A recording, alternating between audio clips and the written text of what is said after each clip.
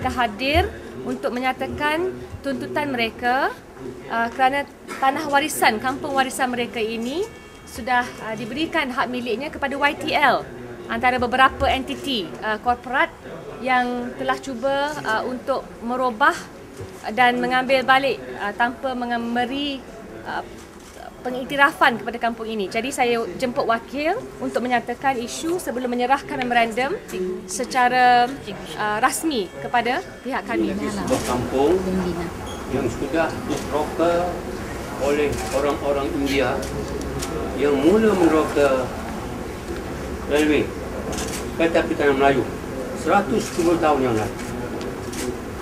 Mereka sudah meroka tempat ini dan tempat ini telah dibenarkan, mendapat kebenaran daripada pihak berkenaan untuk mereka diam. Mereka sudah bayar sewa, cukai tanah, cukai pintu, semua sudah diberi. Dan dengan harapan mereka ialah akan kekal di sana supaya menunjukkan satu tempat di mana orang India yang memulakan kerja-kerja pembinaan railway di tanah air. Malangnya, perkara ini sudah berlaku, perkara yang sangat menyedihkan. Adalah satu perkara yang sangat sedih bila kita sudah keroka tempat itu, dapat kebenaran, sudah bayar sewa, sudah bayar semuanya, dan akhirnya kita dengan tidak kita ketahui tanah kita itu sudah dihak milikkan orang lain.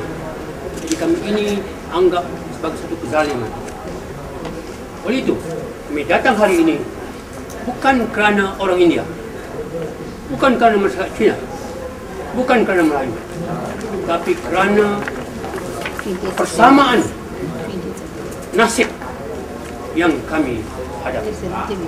Orang Cina ke dia, orang India ke dia, orang Melayu ke dia. Kalau ini juga terus berlaku, nasibnya akan sama. Kami datang hari ini dari kampung-kampung Melayu, Bandar Kolombo, Dari Sultan, Silent Street, Bukit Bintang, semua hadir ini. Orang Melayu, orang Cina, orang India, untuk menyatakan sokongan kami yang tidak berbahagia. Tuntutan kami supaya kampung railway dijadikan kampung warisan. Yang saya ingin sebut dalam isu ini, seperti yang Cikgu Ishak sebut awal-awal tadi itu, kita mulakan dengan Jalan Sultan, ya, pengekalan kawasan warisan di situ, disambung pula dengan pembangunan di Kampung Kerinci dan akhirnya di Ladang Estate Bukit Jalil, dan terusnya yang paling terkini mungkin kawasan yang paling lama iaitu di Sentul Pasar, Kampung Railway. Jadi pada saya di sini bagaimana kita melihatkan pembangunan, it should not be at the expense of tradition, historic value and of course heritage. Dan saya fikir kerana itu kita bawakan kepada perhatian, kerana kebimbangan saya adalah daripada segi geran atau hak milik sudah diberikan kepada YTL. Makanya mahu tidak mahu ini menjadi tanggungjawab kerajaan persekutuan, kerana hanya mereka khusus di bawah seliaan Dewan Bandaraya Kuala Lumpur, dan juga kalau ketua kepada KTM itu dapat memberi pulangan sewajarnya kepada penduduk, bukan setinggan ya yang terbabit. Justru saya harap ya kami menerima memorandum ini yang diberikan. Sebelumnya isu termasuk kampung railway disebut di parlimen, hanya kita terpaksa menunggu keputusan selanjutnya.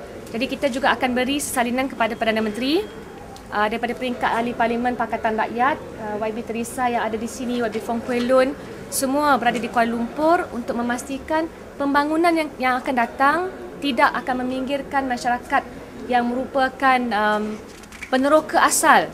Saya rasa agak terkejut, 120 tahun itu merupakan tahun yang amat lama, dan kita mahukan kalau pembangunan diteruskan jangan sampai meminggirkan mereka. Jadi saya harap ada respon ya, kerana sebelum ini juga telah dibangkitkan berkali-kali. Kita minta respon yang positif daripada Perdana Menteri dan juga pihak KTM ya, kerana mereka juga harus memberi maklum when the transaction take place, what were the terms, how could you give in this regard, and what will the future hold for KTM, especially its plot of lands. As you are well aware, sekarang ini timbul desas-desus bahawa MMC sudah menjalankan due diligence exercise dan akan mengambil alih urusan KTMB. Jadi ini membimbangkan kita kerana sekarang ini seharusnya hak pekerja yang sudah lama membina masa depan KTM itu diperjuangkan. Tentang pertukaran tanah atau hak milik tanah yang telah berlaku pada tahun 2002 pada tanggal 24 September, di mana 3 tangan telah bertukar dalam masa 1 jam, dalam 1 hari. Bagaimana perkara ini boleh berlaku? Adakah mereka pernah berbincang dengan penduduk yang tinggal di kawasan situ untuk selama 120 tahun? Pernahkah mereka membawa penduduk di situ untuk membincangkan hal ini, atau hanya kami dianggap sebagai kain buruk? Kerja kami hanya untuk meneroka kawasan itu. Itu sajakah? Jadi ini saya rasakan ada sedikit penyelewengan berlaku. Sebab bila kami pergi ke Jabatan Tanah dan Galian untuk mendapatkan borang 16A dan 14A, pegawai yang berhubung dengan saya mengatakan bahawa kalau mereka serahkan borang, kedua-dua borang itu mereka boleh kehilangan kerja. Sebab mereka kata pegawai berprofil tinggi memegang borang itu dan tidak boleh diserahkan kepada sesiapa sahaja.